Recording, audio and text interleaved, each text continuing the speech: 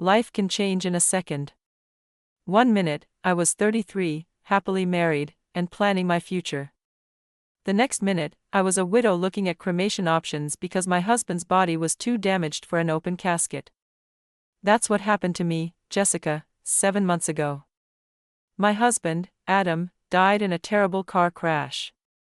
Since then, I've been drowning in sadness and trying to figure out how to live in this new, painful life.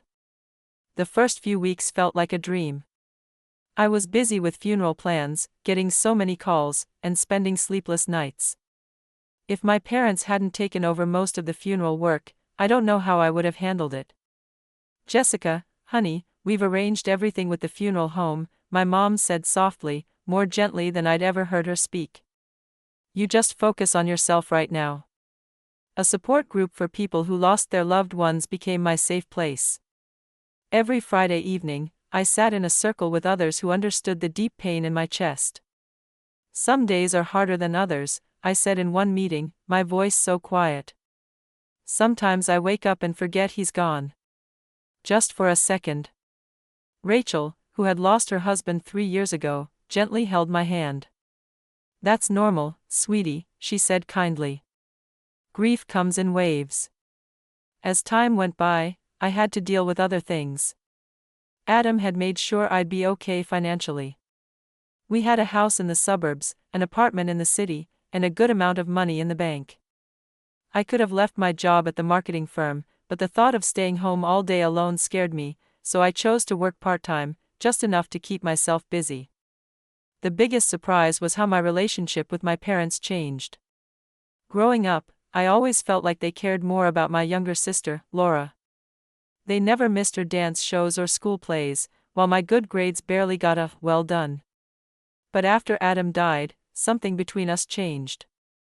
I offered to help my parents by sending them $3,000 every month. I didn't even think twice. Our weekly dinners at their house had become something I looked forward to.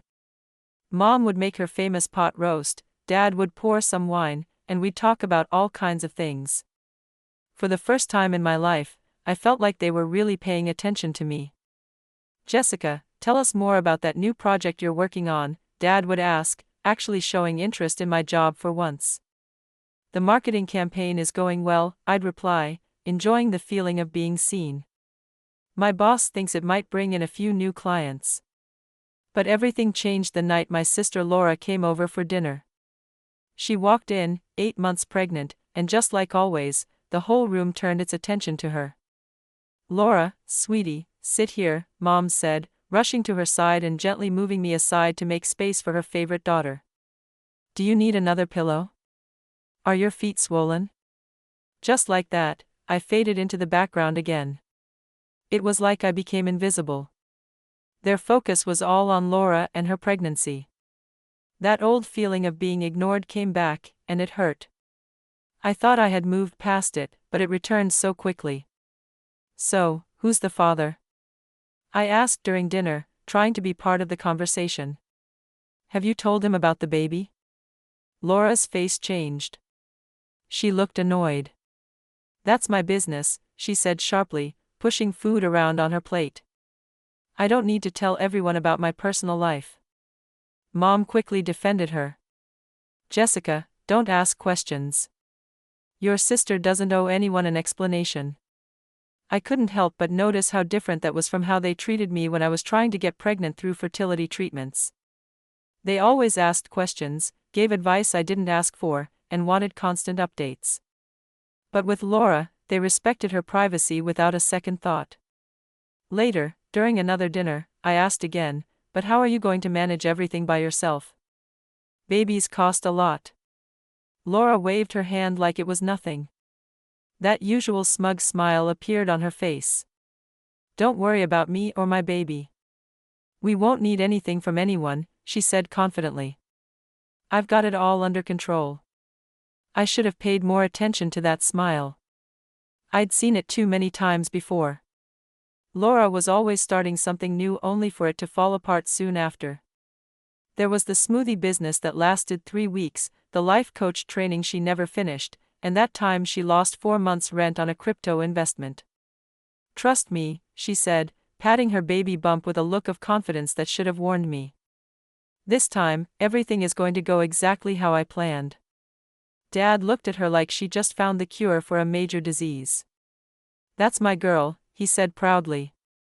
She always finds a way to land on her feet. I took another bite of pot roast, trying to swallow the all-too-familiar feeling of being second best.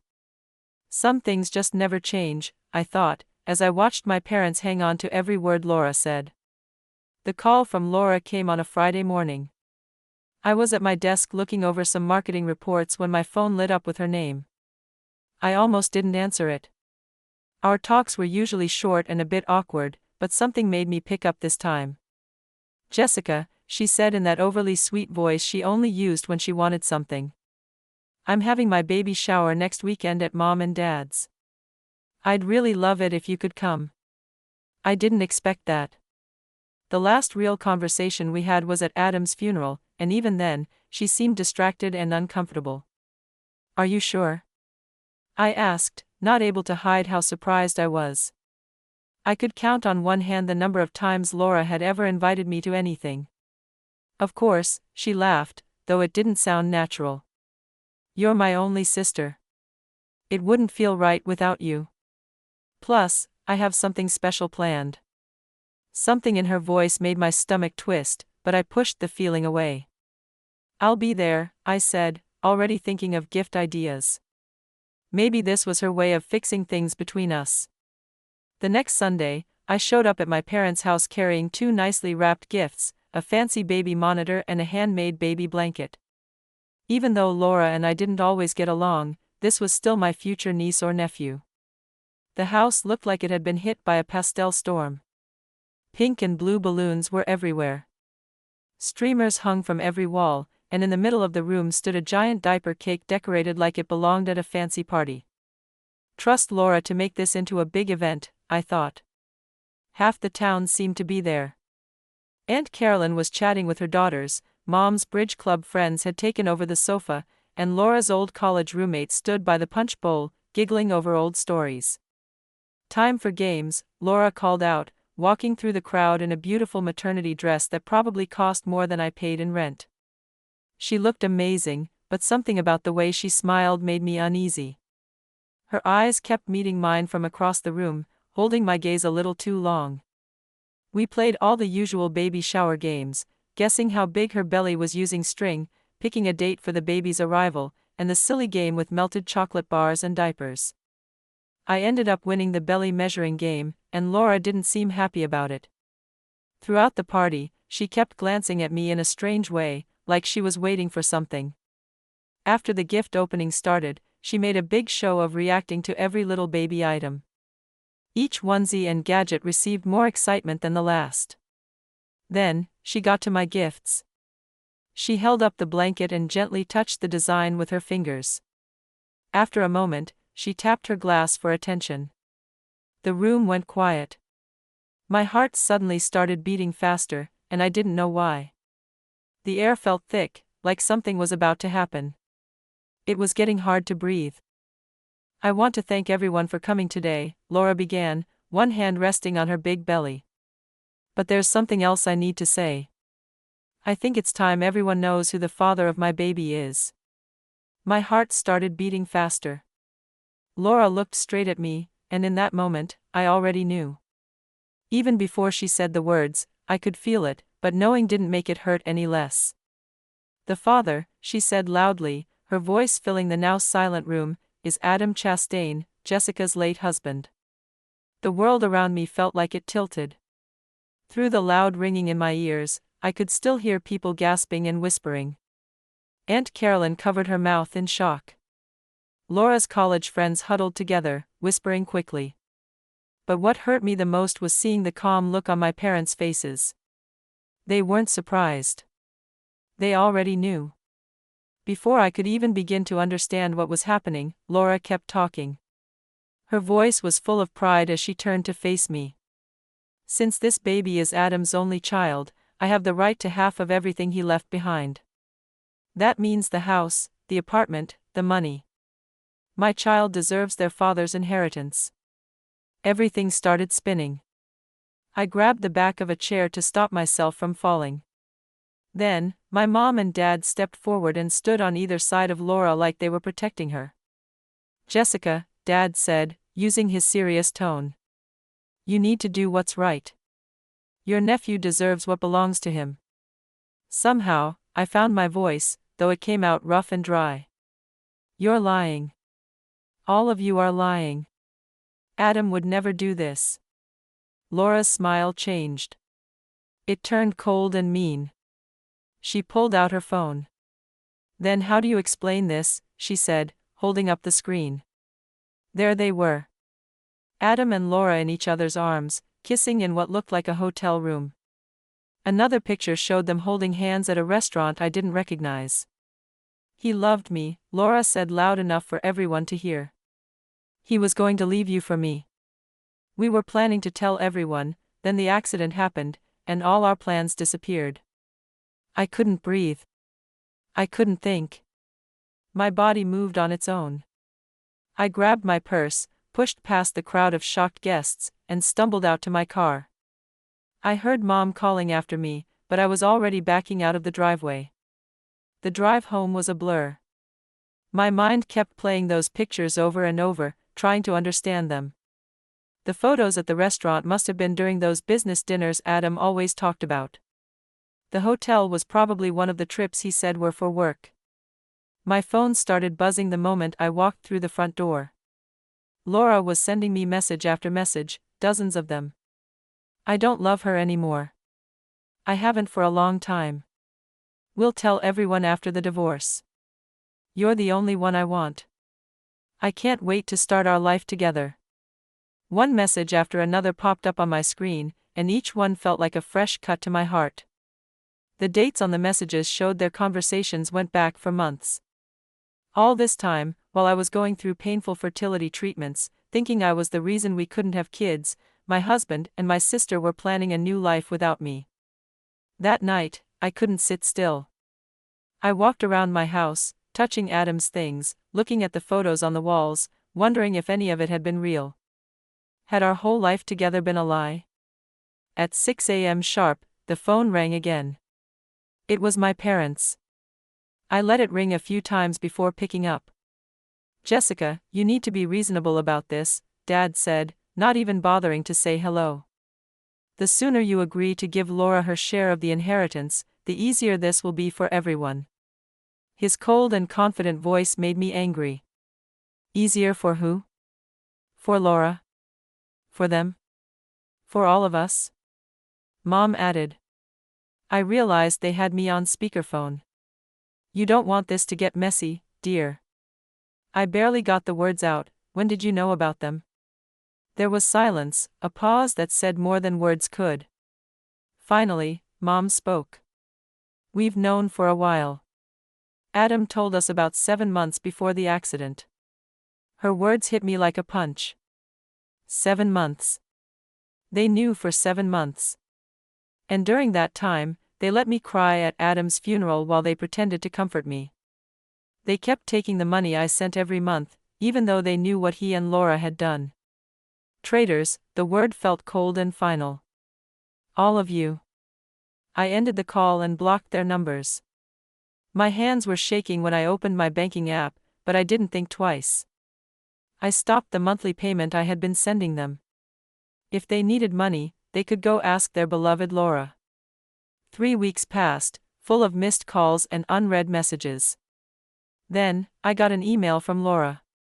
She said she would sue me if I didn't give her half of everything Adam left behind. She used the word voluntarily, but it felt more like a threat. I couldn't bring myself to reply. I couldn't even think about Adam's betrayal or how many people must have seen them together while I stayed in the dark. Things at work got worse too. The whispers started. Some coworkers gave me sad looks, others tried to hide their smiles. I could feel them talking behind my back. Then, Larry, my boss and one of the only real friends I had left, called me into his office. I broke down right in the middle of a client meeting. Larry, my boss, looked at me kindly and said, "Take some time off, paid or unpaid, whatever works for you. Your job will still be here when you're ready to come back. I nodded, feeling thankful, and packed up my things. That same day, the next few weeks all felt the same. I barely left the house. I had my groceries delivered, didn't answer the door when it rang, and spent hours looking at old photos, trying to see what signs I had missed. Every happy memory now felt fake. Every moment from my marriage was ruined by the truth that Adam had been living a secret life with my own sister. Then, I found out through Facebook. Laura had given birth to a baby boy. In the photo, she was smiling in her hospital bed. Our parents were standing beside her, looking proudly at their new grandson. The baby was wrapped in a cream-colored blanket. I had made the gift for her baby shower. It felt like a slap in the face. I closed the app quickly, but not before I saw the baby's name, Adam Jr. A week later, a thick envelope came in the mail. My hands shook as I opened it. I already knew what it was, a court notice. Laura was suing me for half of everything Adam had left me. She was saying her son deserved his father's inheritance. The legal letter was cold and clear. She wanted the house, half the money, and part of the downtown apartment.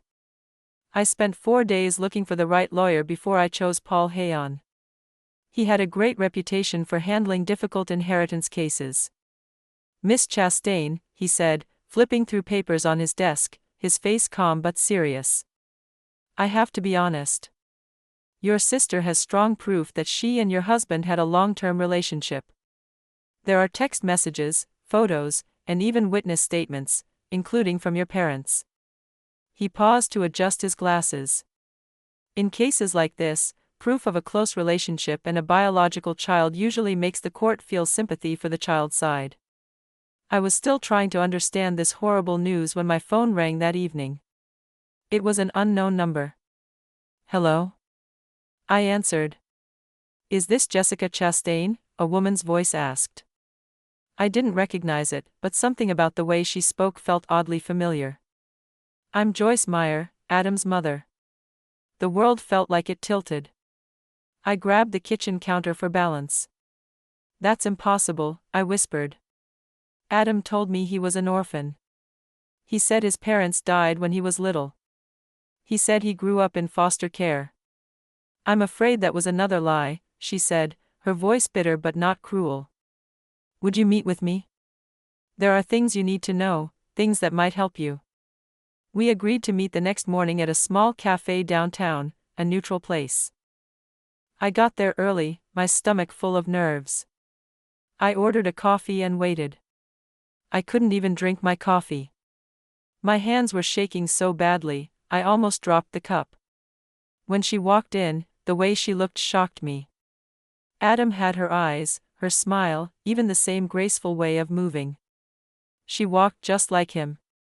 "I was at the funeral," she said after we sat down in a quiet booth, far from anyone who might hear us. I sat in the back row, wearing a black dress and veil. I couldn't bring myself to speak to you then. Adam and I hadn't talked in years. Suddenly, I remembered her, the quiet woman who left before the service ended. At the time, I was too deep in my grief to think much about her, but now the memory was clear, the elegant woman in black standing away from the crowd, her face hidden behind a dark veil. "Why are you telling me all this now?" I asked, trying not to sound too doubtful. After everything I'd learned about Adam, it was hard to trust anyone who had been close to him. Joyce reached into her bag and pulled out a worn manila envelope. The edges were bent, like it had been carried around for a while. "Because I heard what your sister is trying to do," she said, "and because even with everything that happened, I don't want another woman to suffer because of my son's lies." Her fingers were shaking as she slid the envelope across the table. I opened it slowly, my hands trembling too. Inside were medical records from Hartford General Hospital, dated 11 years ago, just a year before Adam and I got married. As I read the paper, I felt the blood drain from my face, complete azoospermia, permanently sterile, no chance of natural conception. The medical words hit me like punches. Adam had taken this test when he was 26. He was heartbroken after getting those results, Joyce said quietly. It was one of the last things we ever talked about before we stopped speaking. I couldn't say a word. All those years I had spent trying to get pregnant, going to doctor after doctor, taking hormone shots, crying, blaming myself, it had all been a cruel lie. Adam had known he couldn't have children, but he never told me. When the court day finally came, the room was full. Laura sat in the front row, gently holding baby Adam Jr. Our parents were right next to her, looking proud and protective. She was dressed like the perfect grieving woman, simple black dress, barely any makeup, and a sad, practiced expression on her face. When she took the stand, she played the role well. Her eyes sparkled with tears as she talked about her deep love for Adam. "All I want is what's fair for my son," she said, her voice shaking. "He deserved his father's legacy." My lawyer, Mr. Heyman, stayed calm and waited until she was done with her performance. He began speaking. "Your Honor, I'd like to show proof that Miss Ramsey's whole claim is false." He walked up to the judge and handed over the hospital records. The judge looked through the papers, her face showing no emotion. Laura's lawyer quickly stood up, arguing about where the documents came from and if they were real. Laura's calm face finally cracked. "Those papers are fake," she yelled, holding the baby tightly. "She made them up to steal my baby's inheritance." But Mr. Heyman stayed calm. "Your Honor," he said, "these records show that Mr. Chastain was not able to have children. So we are asking for a DNA test to prove who the real father is." Laura smiled like she had won. "That's not possible," she said. "Adam was an orphan and his body was cremated. There's no one to test." "Actually," Mr. Heyman replied, turning toward the crowd, "I'd like to introduce Joyce Meyer, Adam Chastain's biological mother." Joyce stood up, and a wave of surprise filled the courtroom. Even from my seat, I could see Laura's face turn pale. "I'm willing to take a DNA test," Joyce said clearly, "to find out if this baby is really my grandson." The judge nodded. "A DNA test is ordered. We'll meet again once the results are in." Laura looked like she was about to faint. Her skin was pale, and she swayed in her seat. Our mother rushed to hold her up, giving me a hateful look. But for the first time since this nightmare began, I felt a small bit of hope. The courtroom was quiet as the judge opened the envelope with the DNA test results. Laura sat stiffly in her chair, the baby sleeping peacefully in her arms, unaware of everything going on.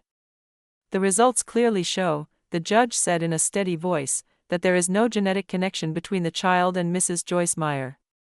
That means Adam Chastain is not the father of this child." The whole room gasped. Laura's face fell, and she started crying. Her mascara ran down her face. "Miss Ramsey," the judge said, her voice now strict, "do you want to explain why you lied to this court?" Laura hugged the baby tightly. Her voice was weak. "I was seeing more than one man at the time when Adam died and was cremated. I thought no one would ever find out. He had money, and I needed it." "So you tried to cheat your own sister?" the judge asked sharply. "You even used your parents to help with this lie?" "I just wanted my baby to have a good life," Laura whispered.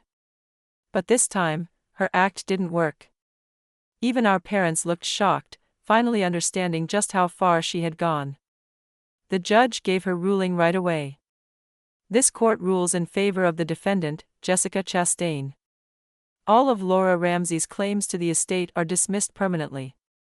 Miss Ramsey, you're lucky Mrs. Chastain hasn't taken legal action for attempted fraud."